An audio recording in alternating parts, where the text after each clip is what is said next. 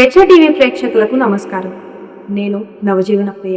August 6 ఈ రోజు ప్రపంచ చరిత్రలో అత్యంత విషాదకరమైన రోజుల్లో ఒకటి. యుద్ధం ఎంతటి వినాశనాన్ని సృష్టిస్తుందో మానవాళికి కళ్లకు కట్టిన రోజు. 1945 ఆగస్టు 6న రెండో ప్రపంచ యుద్ధం చివరి దశలో అమెరికా జపాన్లోని హిరోషిమా నగరంపై లిటిల్ బాయ్ అనే అణుబాంబును ప్రయోగించింది. ఆ బాంబు పేలిన కొద్ది క్షణాల్లోనే లక్షలాది మంది ప్రాణాలు కోల్పోయారు. నగరం మొత్తం శిథిలాలుగా మారిపోయింది. ప్రాణాలతో బయటపడిన వారు కూడా రేడియేషన్ ప్రభావంతో ఎన్నో సంవత్సరాలుగా అనారోగ్యంతో బాధపడ్డారు. వారి పిల్లలు, మనవళ్లు కూడా ఆ ప్రభావాన్ని ఎదుర్కొన్నారు. హిరోషిమా దాడి నుంచి బతికి బయటపడిన వారిని జపాన్లో హిబాకుషా అని పిలుస్తారు. వారు చెబుతున్న అనుభవాలు యుద్ధం వల్ల జరిగే భయంకరమైన నష్టాన్ని ఈ రోజుకి ప్రపంచానికి గుర్తు చేస్తున్నాయి. హిరోషిమా దినోత్సవం చెప్పే ప్రధాన సందేశం ఒక్కటే: యుద్ధం ఎవ్వరికీ మేలు చేయదు. శాంతే మానవాళి నిజమైన రక్షణ.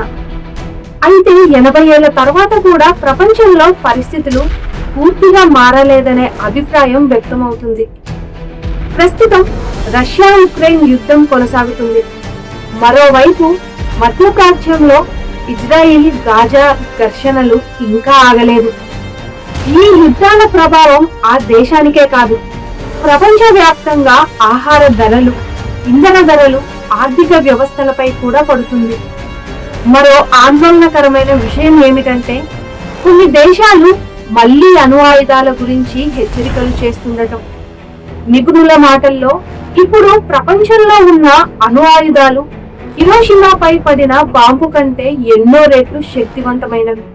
ఇక ఆధునిక కాలంలో యుద్ధాలు అంటే తుపాకులు, బాంబులు మాత్రమే కాదు, డ్రోన్లు, సైబర్ దాడులు, సమాచార యుద్ధాలు కూడా దేశాల మధ్య కొత్త సవాళ్లుగా మారాయి. యుద్ధాల కారణంగా లక్షలాది మంది తమ ఇళ్లను వదిలేసి వెళ్లిపోవాల్సి వస్తుంది. పిల్లలు చదువుకు దూరం అవుతున్నారు. ఆసుపత్రులు, పాఠశాలలు, ఇల్లు ధ్వంసమవుతున్నాయి.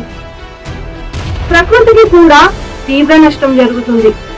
అందుకే ప్రపంచ దేశాలు సమస్యలను యుద్ధంతో కాకుండా చర్చల ద్వారా పరిష్కరించాలని శాంతివాదులు కోరుకుంటున్నారు.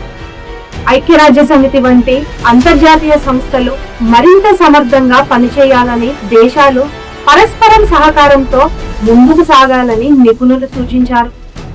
అలాగే చిన్నప్పటి నుంచే పిల్లల్లో శాంతి, సహనం, పరస్పర గౌరవం వంటి విలువలను పెంపొందించాల్సిన అవసరం ఉందని చెబుతున్నారు. ఎందుకంటే యుద్ధం సమస్యలకు పరిష్కారం కాదు, అది కొత్త సమస్యలను, మరింత బాధను, భవిష్యత్ తరాలకు విషాదాన్ని మాత్రమే మిగులుస్తుంది. హిరోషిమా దినోత్సవం మనకు గుర్తు చేసేది కూడా ఇదే. ఆయుధాల కోసం ఖర్చు చేసే డబ్బును విద్య, వైద్యం, పర్యావరణ పరిరక్షణ, ప్రజల సంక్షేమం కోసం ఉపయోగిస్తేనే ప్రపంచం మరింత సురక్షితంగా, శాంతియుతంగా మారుతుంది. హిరోషిమా చరిత్ర మళ్లీ ఎక్కడా పునరావృతం కాకూడదనే సంకల్పంతోనే ఈ రోజుని ప్రపంచ దేశాలు ప్రతి ఏడాది ఆగస్టు 6న హిరోషిమా దినోత్సవంగా నిర్వహిస్తారు.